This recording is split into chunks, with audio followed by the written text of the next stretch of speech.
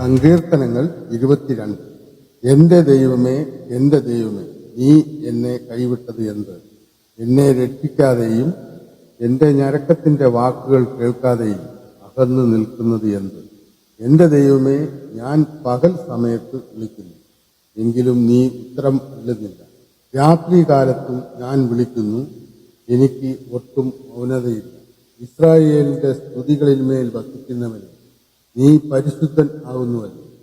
ഞങ്ങളുടെ പിതാക്കന്മാർ നിങ്കൽ ആശ്രയിച്ചു, അവർ ആശ്രയിക്കുകയും നീ അവരെ വിടുവിക്കുകയും ചെയ്തു. അവർ നിന്നോട് നിലവിളിച്ചു, രക്ഷപ്രാപിച്ചു. അവർ നിങ്കൽ ആശ്രയിച്ചു, ലജ്ജിച്ചു പോയതുമില്ല. ഞാനോ മനുഷ്യനല്ല, ഒരു കൃമിയത്രേ, മനുഷ്യരുടെ ധിക്കാരവും ജനത്താൽ നിന്ദിതനും തന്നെ. എന്നെ കാണുന്നവരൊക്കെയും എന്നെ പരിഹസിക്കുന്നു. അവർ അധരം മലർത്തി തല കുലുക്കുന്നു. യഹോവയിങ്കൽ നിന്നെ തന്നെ സമർപ്പിക്കുക. അവൻ അവനെ രക്ഷിക്കട്ടെ, അവൻ അവനെ വിടുവിക്കട്ടെ. അവനിൽ പ്രസാദമുണ്ടല്ലോ. നീയല്ലോ എന്നെ ഉദരത്തിൽ നിന്ന് പുറപ്പെടുവിച്ചത്. എന്റെ അമ്മയുടെ മുല കുടിക്കുമ്പോൾ നീ എന്നെ നിർഭയം വസിക്കുമാറാക്കി. ഗർഭപാത്രത്തിൽ നിന്ന് ഞാൻ നിങ്കൽ ഏൽപ്പിക്കപ്പെട്ടു. എന്റെ അമ്മയുടെ ഉദരം മുതൽ നീ എന്റെ ദൈവം. കഷ്ടം അടുത്തിരിക്കിയാൽ എന്നെ വിട്ട് അകന്നിരിക്കരുത്. സഹായിപ്പാൻ മറ്റാരും ഇല്ലല്ലോ. അനേകം കാളകൾ എന്നെ വളഞ്ഞു, ബാശാൻ കൂറ്റന്മാർ എന്നെ ചുറ്റിയിരിക്കുന്നു. പ്രഭുക്ഷയോടെ അലറുന്ന സിംഹം പോലെ അവർ എന്റെ നേരെ വായ് പിളർത്തും. ഞാൻ വെള്ളം പോലെ തൂങ്ങിപ്പോകും. എന്റെ അസ്ഥികളെല്ലാം ബന്ധം വിട്ടിരിക്കുന്നു. എന്റെ ഹൃദയം മെഴുകുപോലെ ആയി. എന്റെ കുടലിന്റെ നടുവെ ഉരുകിയിരിക്കുന്നു. എന്റെ ശക്തി ഓട്ട് കഷ്ണം പോലെ ഉണങ്ങിയിരിക്കും. എന്റെ നാവ് അണ്ണാക്കോട് പറ്റിയിരിക്കും. നീ എന്നെ മരണത്തിന്റെ പൊടിയിൽ ഇട്ടുവിരിക്കും. നായ്ക്കൾ എന്നെ വളഞ്ഞു, ദുഷ്ടന്മാരുടെ കൂട്ടം എന്നെ ചുറ്റിയിരിക്കുന്നു. അവർ എന്റെ കൈകളെയും കാലുകളെയും തുളച്ചു. എന്റെ അസ്ഥികളൊക്കെയും എനിക്ക് എണ്ണാം. അവർ എന്നെ ഉറ്റുനോക്കുന്നു. എന്റെ വസ്ത്രം അവർ പകുത്തെടുത്തു. എന്റെ അങ്കിക്കായി അവർ ചീട്ടിടും.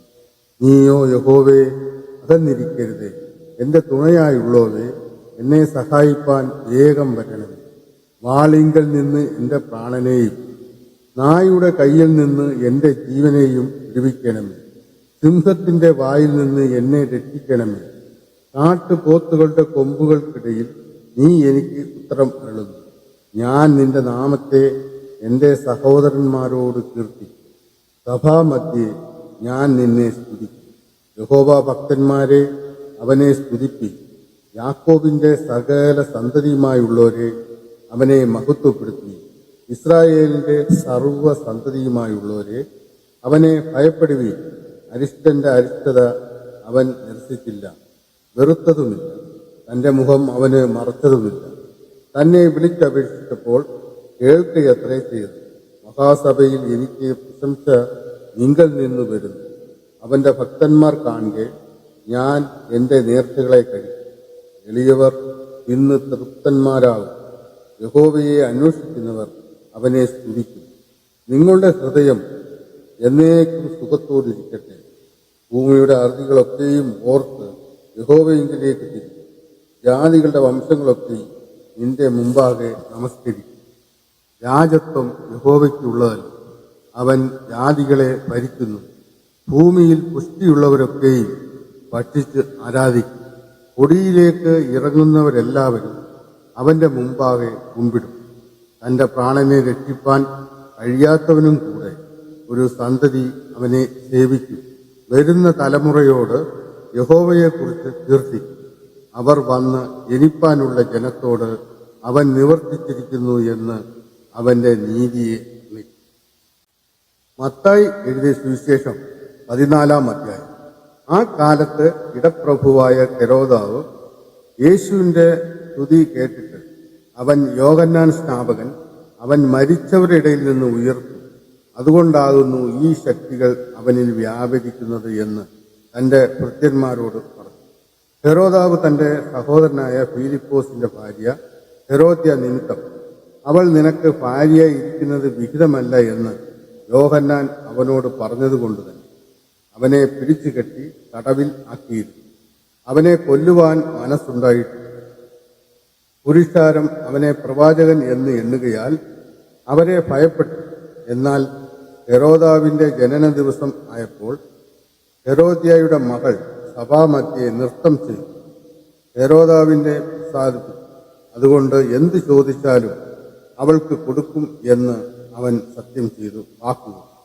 അവൾ അമ്മയുടെ ഉപദേശപ്രകാരം യോഹന്നാൻ സ്നാപകന്റെ തല ഒരു താലത്തിൽ തരണം എന്ന് പറഞ്ഞു. രാജാവ് ദുഃഖിച്ചുവെങ്കിലും ചെയ്ത സത്യത്തെയും വിരുന്നുകാരെയും വിചാരിച്ച് അത് കൊടുപ്പാൻ കൽപ്പിച്ചു. ആളയച്ച് തടവിൽ യോഹന്നാനെ ശിരച്ഛേദം ചെയ്യും. അവന്റെ തലയൊരു താലത്തിൽ കൊണ്ടുവന്ന് പാലയ്ക്ക് അവൾ അമ്മയ്ക്ക് കൊണ്ടുപോയി കൊടുത്തു. അവന്റെ ശിഷ്യന്മാർ ചെന്ന് ഉടലെടുത്ത് കുഴിച്ചു. പിന്നെ വന്ന് യേശുവിനെ അറിയിച്ചു. അത് കേട്ടിട്ട് യേശു അവിടം വിട്ട് പടകിൽ കയറി നിർജ്ജനമായ ഒരു സ്ഥലത്തേക്ക് വേറിട്ട് വാങ്ങിച്ചു. പുരുഷാരം അത് കേട്ട് പട്ടണങ്ങളിൽ നിന്ന് കാൽനടയായി അവന്റെ പിന്നാലെ ചെന്നു. അവൻ വന്ന് വലിയ പുരുഷാരത്തെ കണ്ടു. അവരിൽ മനസ്സലിഞ്ഞ് അവരുടെ രോഗികളെ സൗഖ്യമാക്കി. വൈകുന്നേരമായപ്പോൾ ശിഷ്യന്മാർ അവന്റെ അടുക്കൽ ചെന്നു. ഈ സ്ഥലം മരുഭൂമിയല്ലോ, നേരവും വൈകി. പുരുഷാരം ഗ്രാമങ്ങളിൽ പോയി ഭക്ഷണ സാധനങ്ങൾ കൊള്ളേണ്ടതിന് അവരെ പറഞ്ഞയക്കണം എന്ന് പറഞ്ഞു. യേശു അവരോട്, അവർ പോകുവാൻ ആവശ്യമില്ല, നിങ്ങൾ അവർക്ക് ഭക്ഷിപ്പാൻ കൊടുപ്പീൻ എന്ന് പറഞ്ഞു. അവർ അവനോട്, 5 അപ്പവും 2 മീനുമല്ലാതെ ഞങ്ങൾക്ക് ഇവിടെ ഒന്നുമില്ല എന്ന് പറഞ്ഞു. അത് ഇങ്ങ് കൊണ്ടുവരുവീൻ എന്ന് അവൻ പറഞ്ഞു. പിന്നെ പുരുഷാരം കുന്നിന്മേൽ ഇരിപ്പാൻ കൽപ്പിച്ചു. ആ 5 അപ്പവും 2 മീനും എടുത്ത് സ്വർഗത്തേക്ക് നോക്കി വാഴ്ത്തി അപ്പം മുറുക്കി ശിഷ്യന്മാരുടെ പക്കലും ശിഷ്യന്മാർ പുരുഷാരത്തിനും കൊടുത്തു. എല്ലാവരും തിന്ന് തൃപ്തന്മാരായി. ശേഷിച്ച കഷ്ണം 12 കുട്ട നിറച്ചെടുത്തു. തിന്നവരോ സ്ത്രീകളെയും പൈതങ്ങളെയും കൂടാതെ ഏകദേശം 5000 പുരുഷന്മാർ ആയിരുന്നു. ഉടനെ യേശു താൻ പുരുഷാരത്തെ പറഞ്ഞയക്കുന്നതിനിടയിൽ ശിഷ്യന്മാർ പടകിൽ കയറി തനിക്ക് മുമ്പായി അക്കരയ്ക്ക് പോകുവാൻ അവരെ നിർബന്ധിച്ചു. അവൻ പുരുഷാരത്തെ പറഞ്ഞയച്ചിട്ട് പ്രാർത്ഥിപ്പാൻ തനിയെ മലയിൽ കയറിപ്പോയി. വൈകുന്നേരമായപ്പോൾ ഏകനായി അവിടെ ഇരുന്നു. പടകോ കരവിട്ട് പല നാഴിക ദൂരത്തായി. കാറ്റ് പ്രതികൂലം ആകൊണ്ട് തിരകളാൽ വലഞ്ഞിരുന്നു. രാത്രിയിലെ 4-ാം യാമത്തിൽ അവൻ കടലിന്മേൽ നടന്ന് അവരുടെ അടുക്കൽ വന്നു. അവൻ കടലിന്മേൽ നടക്കുന്നത് കണ്ടിട്ട് ശിഷ്യന്മാർ ഭ്രമിച്ചു.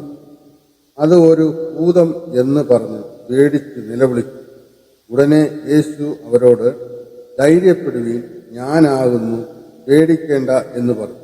അതിന് പത്രോസ്, കർത്താവേ, നീ ആകുന്നുവെങ്കിൽ ഞാൻ വെള്ളത്തിന്മേൽ നിന്റെ അടുക്ക വരേണ്ടതിന് കൽപ്പിക്കണം എന്ന് പറഞ്ഞു. വരിക എന്ന് അവൻ പറഞ്ഞു. പത്രോസ് പടകിൽ നിന്ന് ഇറങ്ങി യേശുവിന്റെ അടുക്കൽ ചെല്ലുവാൻ വെള്ളത്തിന്മേൽ നടന്നു. എന്നാൽ അവൻ കാറ്റ് കണ്ട് പേടിച്ച് മുങ്ങിത്തുടങ്ങുകയാൽ, കർത്താവേ, എന്നെ രക്ഷിക്കണമേ എന്ന് നിലവിളിച്ചു. യേശു ഉടനെ കൈ നീട്ടി അവനെ പിടിച്ചു. അല്പവിശ്വാസിയെ, നീ എന്തിന് സംശയിച്ചു എന്ന് പറഞ്ഞു. അവർ പടകിൽ കയറിയപ്പോൾ കാറ്റ് അമർന്നു. പടകിലുള്ളവർ, നീ ദൈവപുത്രൻ സത്യം എന്ന് പറഞ്ഞ് അവനെ നമസ്കരിച്ചു. അവർ അക്കരയെത്തി ഗെന്നസറേത്ത് ദേശത്ത് ചെന്ന് അവിടുത്തെ ജനങ്ങൾ അവൻ ആരെന്ന് അറിഞ്ഞ് ചുറ്റുമുള്ള നാട്ടിലെല്ലാം ആളയച്ച് ദീനക്കാരെയൊക്കെയും അവന്റെ അടുക്കൽ കൊണ്ടുവന്നു. അവന്റെ വസ്ത്രത്തിന്റെ തൊങ്ങൽ മാത്രം തൊടുവാൻ അനുവാദം ചോദിച്ചു. തൊട്ടവർക്കൊക്കെയും സൗഖ്യം വന്നു.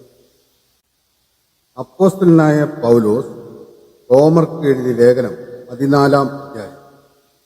സംശയ വിചാരങ്ങളെ വിധിക്കാതെ വിശ്വാസത്തിൽ ബലഹീനനായവനെ ചേർത്തുകൊള്ളു.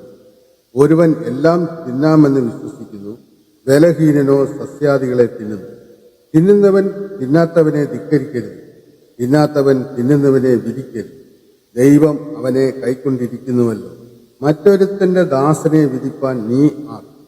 അവൻ നിൽക്കുന്നതോ വീഴുന്നതോ സ്വന്തം യജമാനനത്രേ. അവൻ നിൽക്കും താനും.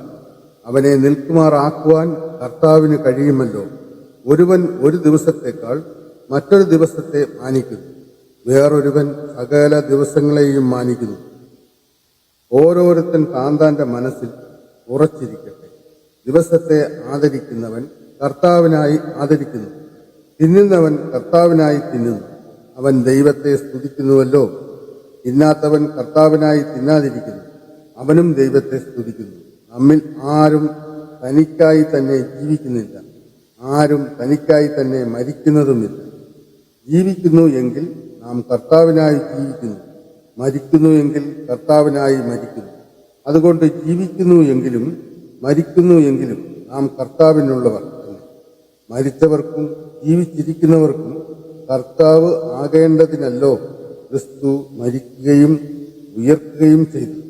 എന്നാൽ നീ സഹോദരനെ വിധിക്കുന്നത് എന്ത്? അല്ല, നീ സഹോദരനെ ധിക്കരിക്കുന്നത് എന്ത്? നാം എല്ലാവരും ദൈവത്തിന്റെ ന്യായാസനത്തിന് മുമ്പാകെ നിൽക്കേണ്ടി വരും. എന്നാണ് എന്റെ മുമ്പിൽ എല്ലാ മുഴങ്കാലും മടങ്ങും, എല്ലാ നാവും ദൈവത്തെ സ്തുതിക്കും എന്ന് കർത്താവ് അരുളിച്ചെയ്യുന്നു എന്ന് എഴുതിയിരിക്കുന്നുവല്ലോ. ആകയാൽ നമ്മിൽ ഓരോരുത്തൻ ദൈവത്തോട് കണക്ക് ബോധിപ്പിക്കേണ്ടി വരും. അതുകൊണ്ട് നാം ഇനി അന്യോന്യം വിധിക്കരുത്. സഹോദരന് ഇടർച്ചയോ തടങ്കലോ വയ്ക്കാതിരിപ്പാൻ മാത്രം ഉറച്ചുകൊള്ളും. യാതൊന്നും സ്വതവേ മലിനമല്ല എന്ന് ഞാൻ കർത്താവായ യേശുവിൽ അറിഞ്ഞും ഉറച്ചുമിരിക്കുന്നു. വല്ലതും മലിനം എന്ന് എണ്ണുന്നവന് മാത്രം അത് മലിനം ആകുന്നു.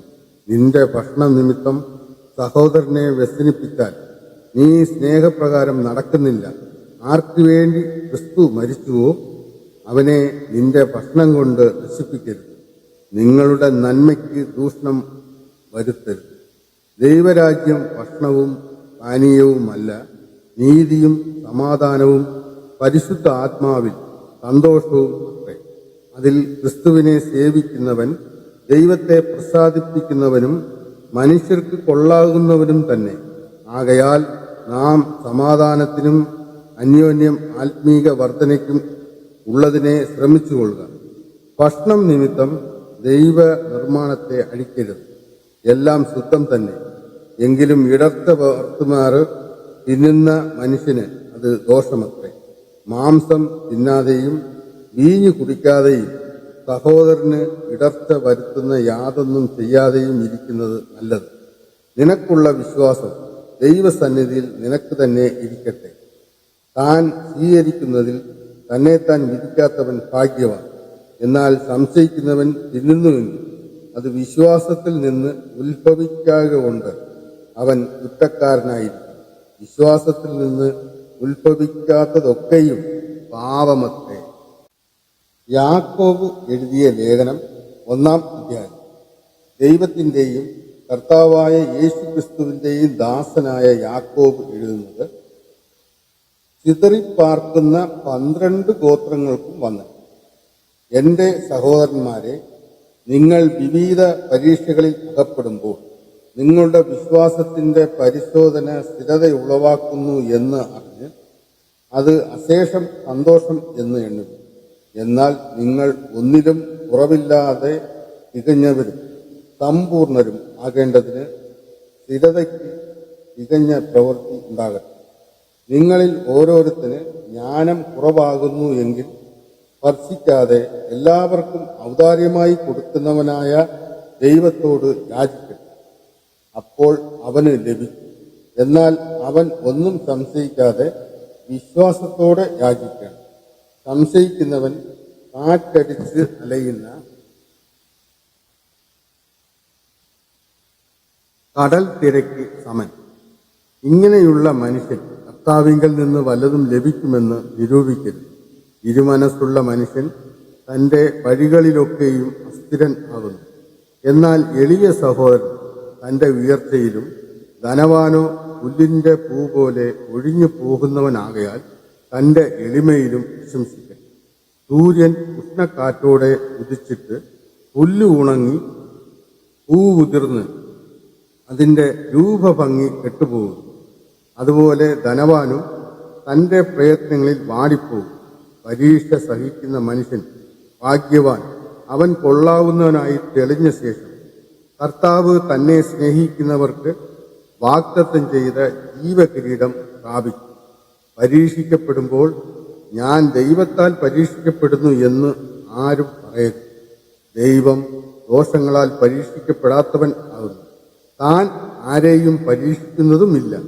ഓരോരുത്തൻ പരീക്ഷിക്കപ്പെടുന്നത് സ്വന്തം മോഹത്താൽ ആകർഷിച്ച് വശീകരിക്കപ്പെടുകയാൽ ആകുന്നു. മോഹം ഗർഭം ധരിച്ച് പാപത്തെ പ്രസവിക്കുന്നു. പാപം മുഴുത്തിട്ട് മരണത്തെ പെറുന്നു. എന്റെ പ്രിയ സഹോദരന്മാരെ, വഞ്ചിക്കപ്പെടരുത്. എല്ലാ നല്ല ദാനവും തികഞ്ഞ വരമൊക്കെയും ഉയരത്തിൽ നിന്ന് വെളിച്ചങ്ങളുടെ പിതാവിങ്കൽ നിന്ന് ഇറങ്ങിവരും. അവന് വികാരമോ യതിഭേദത്താലുള്ള ആച്ഛാദനമോ ഇല്ല. നാം അവന്റെ സൃഷ്ടികളിൽ ഒരുവിധം ആദ്യ ഫലം ആകേണ്ടത് അവൻ തന്റെ ഇഷ്ടം ഹേതുവായി സത്യത്തിന്റെ വചനത്താൽ നമ്മെ ജനിപ്പിച്ചിരിക്കും. പ്രിയ സഹോദരന്മാരെ, നിങ്ങൾ അത് അറിയുന്നുവല്ലോ. എന്നാൽ ഏതു മനുഷ്യനും കേൾപ്പാൻ വേഗതയും പറവാൻ താമസവും കോപത്തിന് താമസമുള്ളവൻ ആയിരിക്കണം. മനുഷ്യന്റെ കോപം ദൈവത്തിന്റെ നീതിയെ പ്രവർത്തിക്കുന്നില്ല. ആകയാൽ എല്ലാ അഴുക്കും ദുഷ്ടതയുടെ ആധിക്യവും വിട്ട് നിങ്ങളുടെ ആത്മാക്കളെ രക്ഷിപ്പാൻ ശക്തിയുള്ളതും ഉൾനട്ടതുമായ വചനം സൗമ്യതയോടെ കൈക്കൊള്ളുവിൻ. എങ്കിലും വചനം കേൾക്ക മാത്രം ചെയ്തുകൊണ്ട് തങ്ങളെ തന്നെ ചതിക്കാതെ അതിനെ ചെയ്യുന്നവരായും ഇരിപ്പിൻ.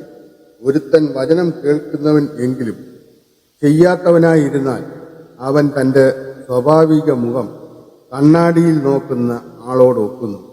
അവൻ തന്നെത്താൻ കണ്ട് പുറപ്പെട്ട് താൻ ഇന്ന രൂപം ആയിരുന്നു എന്ന് ഉടനെ മറന്നുപോകും.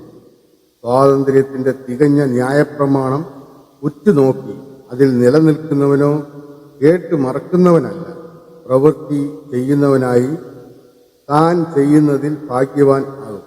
നിങ്ങളിൽ ഒരുവൻ തന്റെ നാവിന് കടിഞ്ഞാണിടാതെ തന്റെ ഹൃദയത്തെ വഞ്ചിച്ചുകൊണ്ട് താൻ ഭക്തനെന്ന് നിരൂപിച്ചാൽ അവന്റെ ഭക്തി വ്യർത്ഥം.